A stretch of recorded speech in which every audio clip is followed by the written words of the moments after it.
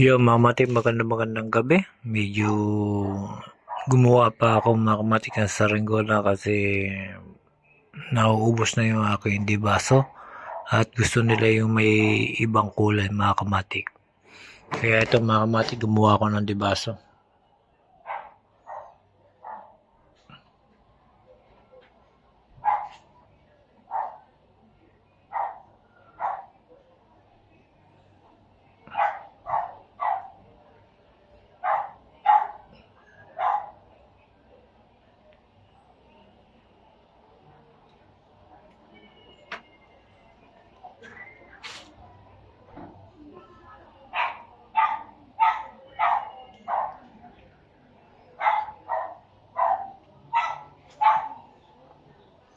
Ayan, makamatik yung ginawa ko ngayon. Medyo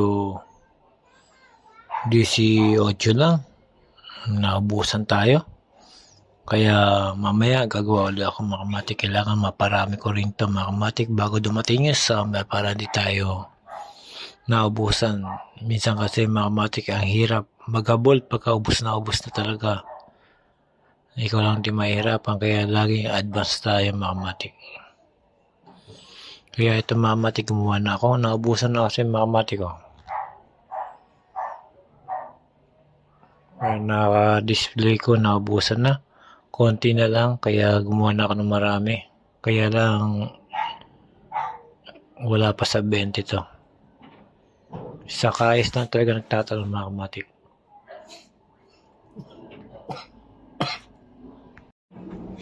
Sunod naman makamatik, meron din naghahanap ng Japan. Makamatik. Japan naman gagawin natin. Ayan.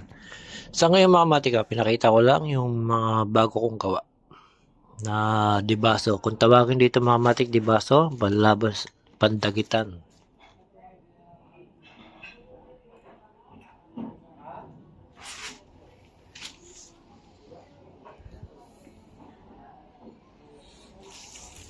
Yan mga matik, hanggang dito na lang mga matik. Chinare ko lang at pinakita sa inyo na nakagawa na. Nagpaparami pa lang mga matik. Ito yung tatawag na dibaso. Ito yung pandagitan mga matik. Baka ito ginamit mo, ubos lahat ng mga saringgola. Pagka marunong kang mag-control mga matik dito. Sa dibaso, kinukontrol ito mga matik. Sa pamamagitan ng tali. Pagka kinaliwa mo, iikot. Pagka kinanan mo, pupunta sa kabila makamatik para madagit yung isang saringgola. Ganyan lang paglaro ng dibaso makamatik. Yung makamatik pinakita ko lang at shinare ko lang makamatik itong gawa kong mga dibaso. Salamat makamatik.